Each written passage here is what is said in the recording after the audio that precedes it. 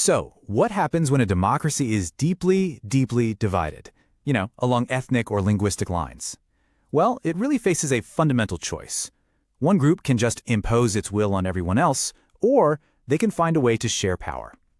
Today, we're going to dive into a tale of two democracies that stood at this exact crossroads. They chose radically different paths, and the results, well, they couldn't be more different. It really begs the question, right? How does a country like this actually hold itself together?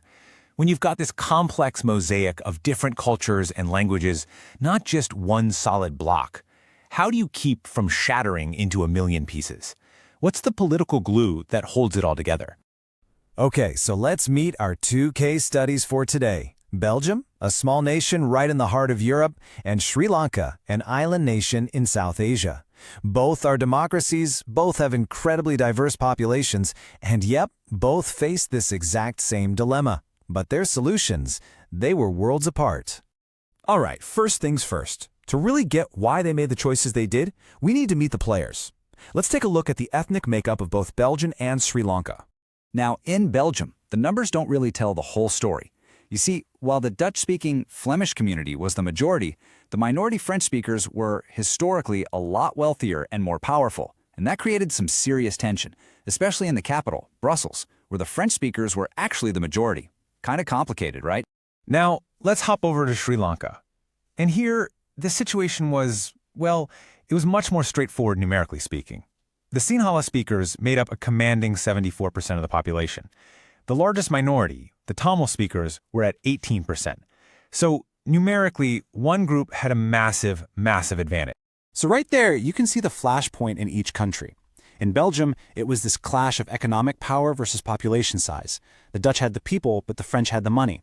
In Sri Lanka, it was all about the sheer size of that Sinhala majority. And the big question was, how were they going to use that power? So let's follow Sri Lanka's path first. After gaining independence back in 1948, the leaders of the Sinhala community basically decided to use their numbers to lock in their dominance over the government. This approach, it actually has a name, majoritarianism.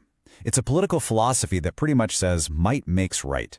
The majority believes it has the right to rule however it wants, completely ignoring the wishes and needs of any minority groups. And as you can probably guess, this sets a really dangerous precedent. And you can just see how things spiraled out of control step by step. In 1956, the Tamil language was just disregarded as an official language. Then, new policies came in that favored Sinhala applicants for university spots and government jobs. This growing feeling of being shut out eventually boiled over into demands for a separate state, and finally, a devastating civil war. You have to understand, for the Sri Lankan Tamils, this wasn't just abstract politics. They felt like they were being erased. They felt that the government's policies, quote, denied them equal political rights and ignored their interests. It was a feeling that their language, their culture, and their futures were just being systematically denied. But what if there was another way? Let's turn back to Belgium. Faced with really similar tensions, their leaders saw the potential for disaster and made a very conscious choice to go in the complete opposite direction: accommodation. Instead of trying to force everyone into a single Belgian box, they recognized and respected their internal differences. Between 1970 and 1993, they took on this huge task of amending their constitution, not once, not twice, but 4 times. The goal wasn't domination. It was to create a workable arrangement so that everyone could live together peacefully. And this system they built, okay, it's a little complex, but it's brilliant. It's a direct solution to their problems. First, to stop the majority from dominating, the central government has to have an equal number of Dutch and French-speaking ministers. Second, a ton of power was moved from the central government down to regional ones. Third, even the capital, Brussels, got its own separate government with equal representation. And finally, they created these unique community governments to handle cultural and language issues for each group. And you can literally see this spirit of accommodation in everyday life. Just look at the street signs in Brussels. They're in both French and Dutch. It might seem like a small thing, but it's a powerful daily reminder that this is a shared space, a place where all communities are recognized. And the proof is in the pudding, right? The Belgian model was so successful at avoiding conflict and keeping the country united that when the nations of Europe came together to form the European Union, guess where they chose to put their headquarters? Yep, Brussels. It became a symbol of how a diverse continent could actually find a way to work together. So these two stories show us two starkly different outcomes. One led to civil war, the other to stability. It really highlights why sharing power is just so important. And broadly speaking, the arguments for it fall into two big categories. Okay, so the first set of reasons are what you'd call prudential. Basically, they're practical. Sharing power is just plain smart. It reduces social conflict, it prevents violence, and it ensures political stability. The tyranny of the majority might look good in the short term, but in the long run, it just tears the country apart. Then there's the second reason, which is moral. Power sharing is the very spirit of democracy. It's about respecting that all people have a right to be consulted on how they're governed. So, if sharing power is the goal, how do you actually do it? Well, it turns out modern democracies have a kind of playbook with 4 main strategies. First up is the classic horizontal distribution of power. This is the one you probably learned about in school. You split power between the legislature that makes the laws, the executive that enforces them, and the judiciary that interprets them. Each branch keeps the others in check. It's all about checks and balances. Second, you've got vertical distribution, which you might know as federalism.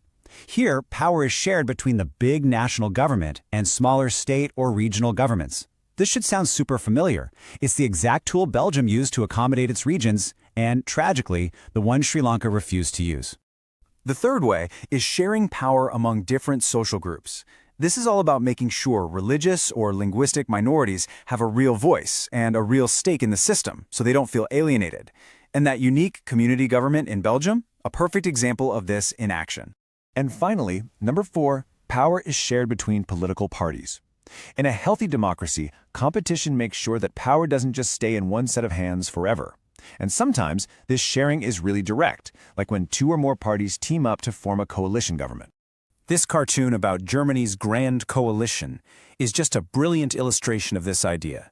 You've got 2 rival parties who have to govern together. It's like a car with 2 steering wheels.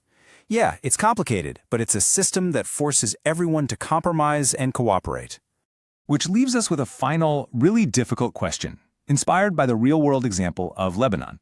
There, to keep the peace after a brutal civil war, the top political jobs are permanently reserved for people from specific religious groups.